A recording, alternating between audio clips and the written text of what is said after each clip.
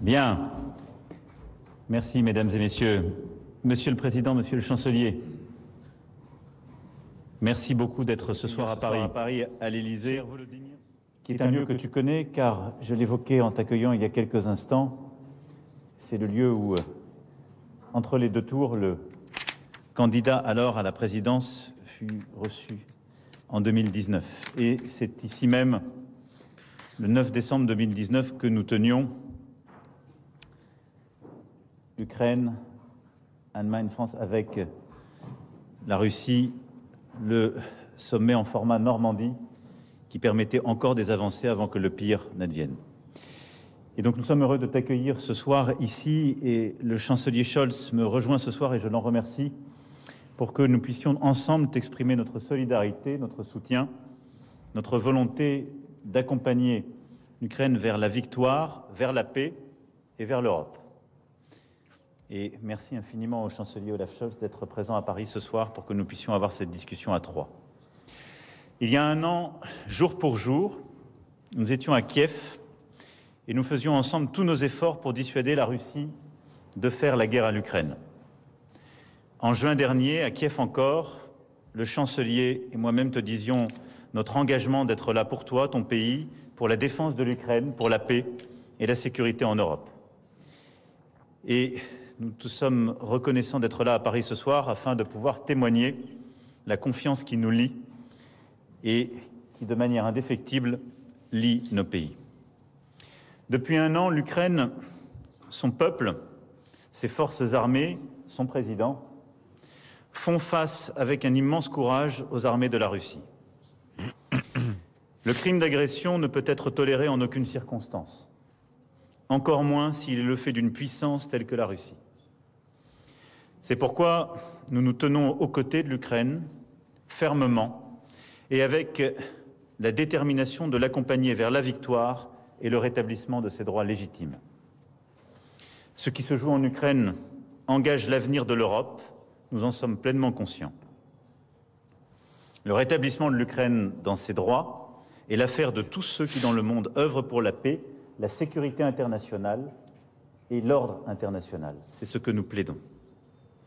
La visite que tu effectues ce soir à Paris est l'occasion pour nous de rendre d'abord hommage à l'Ukraine et à son peuple. Cet hommage, c'est aussi à toi personnellement que nous sommes heureux de pouvoir l'adresser, car ton courage, ta lucidité et ton engagement impressionnent. Nous tenons aussi à témoigner ce soir notre soutien indéfectible. Dans la guerre qui se joue à quelques milliers de kilomètres de Paris, il nous faut ensemble défendre quelques idées à la fois simples et essentielles. L'Ukraine peut compter sur la France, ses partenaires européens et ses alliés pour gagner la guerre. La Russie ne peut, ni ne doit, l'emporter.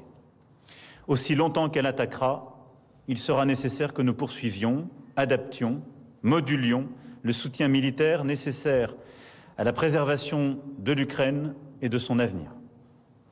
De même que nous avons procédé ces dernières semaines à de nouvelles livraisons de matériel de défense, nous poursuivrons l'effort et nous évoquerons ce soir ensemble les besoins opérationnels de l'Ukraine. Nous agirons toujours en parfaite coordination avec nos partenaires et nos alliés. La population ukrainienne peut aussi compter sur notre engagement sur le plan humanitaire et pour pourvoir aux besoins les plus immédiats, comme pour son avenir afin de soutenir l'économie et de préparer la reconstruction. Mais le monde sait aussi qu'il peut compter sur l'Ukraine, car c'est ensemble, cher Volodymyr, que nous avons entrepris de rétablir l'approvisionnement en céréales pour les pays les plus vulnérables et les moyens nécessaires à leur agriculture. Et je veux remercier l'Ukraine d'avoir fait ces efforts et d'avoir eu ce sens de la responsabilité.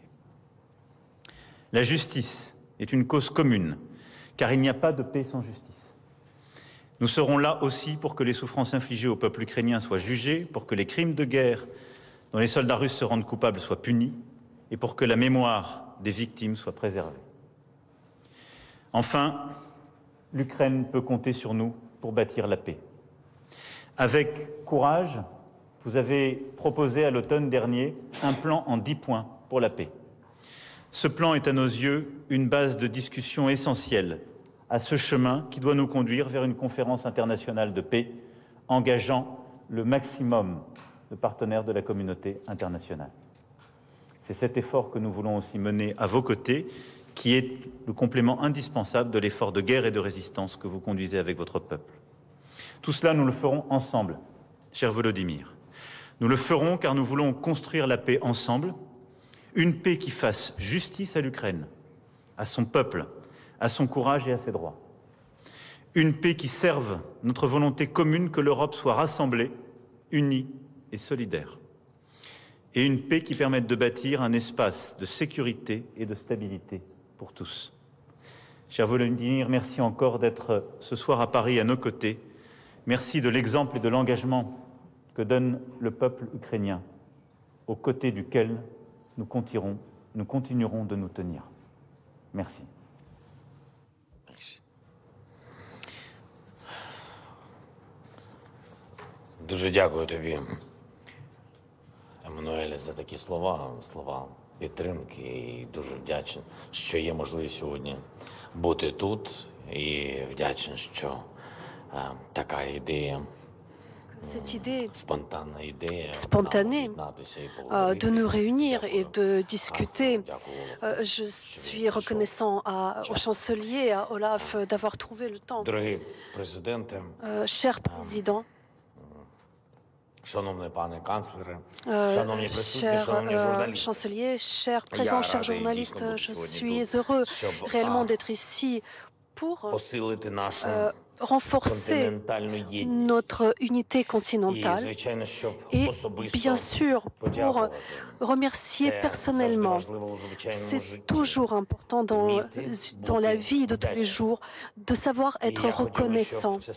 Et j'aimerais que cela devienne une tradition dans la vie politique. La reconnaissance, la sincérité forment les alliances.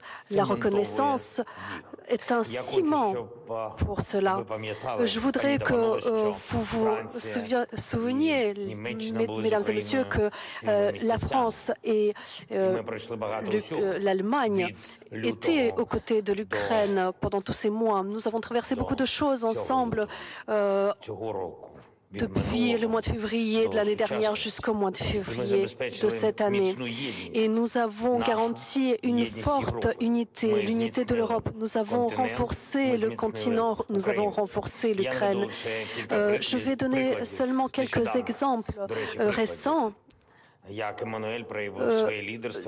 leadership d'Emmanuel, qui a soutenu en premier l'Ukraine avec les chars légers, comme Olaf a montré ce leadership en donnant les armes nécessaires pour arrêter la terreur russe. Et ce n'est que deux pas, mais deux pas qui sont historiques. Et mes amis, je vous remercie. Actuellement, et comme personne, nous le ressentons en Ukraine parce que nous sommes en guerre, nous avons très peu de temps.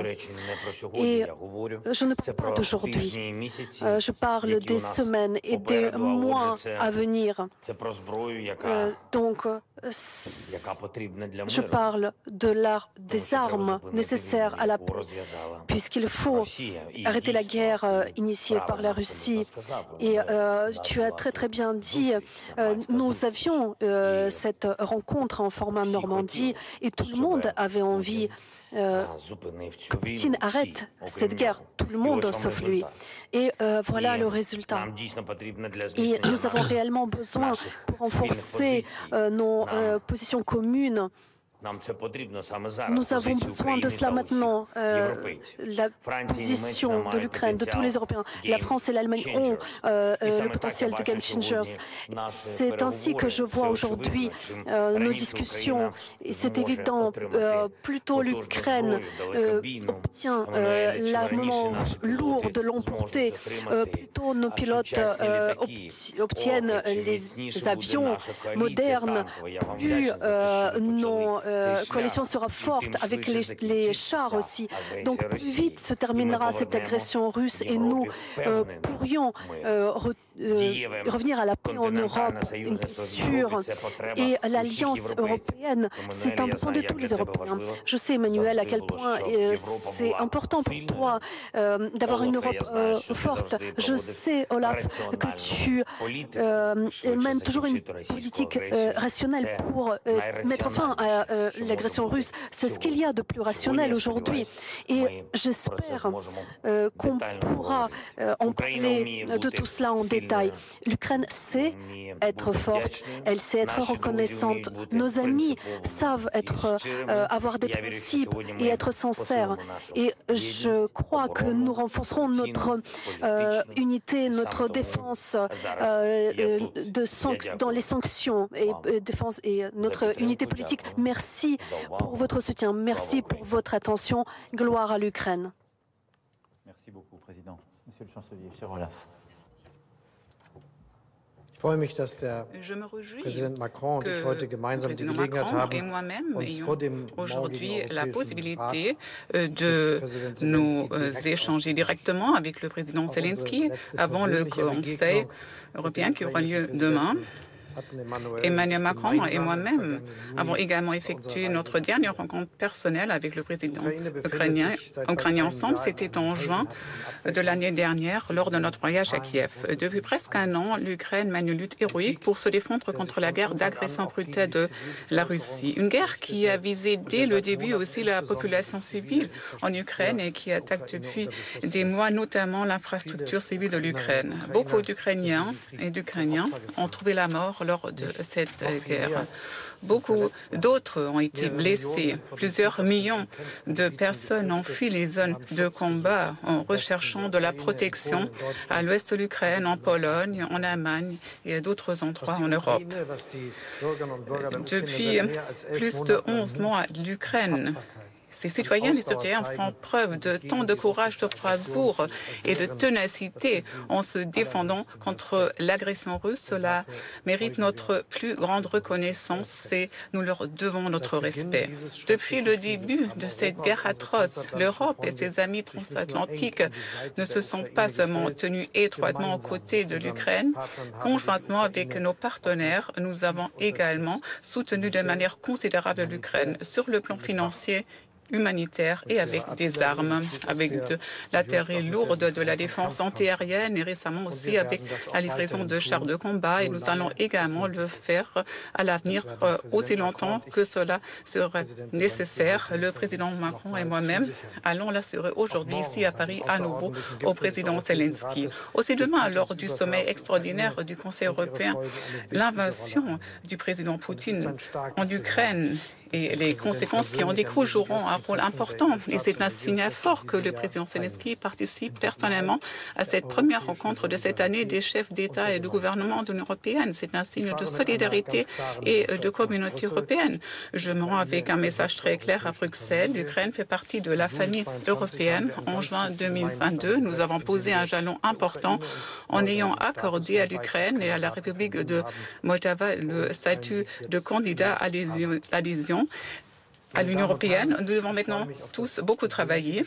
Mesdames, Messieurs, je me réjouis de m'en tenir maintenant personnellement avec Volodymyr Zelensky, avec Emmanuel Macron. Donc cet entretien entre la France, l'Allemagne et l'Ukraine, nous nous tenons étroitement aux côtés de l'Ukraine lorsqu'il s'agit de défendre son propre pays, défendre la valeur, la souveraineté, l'intégralité territoriale, tout ce qui est important à l'heure actuelle.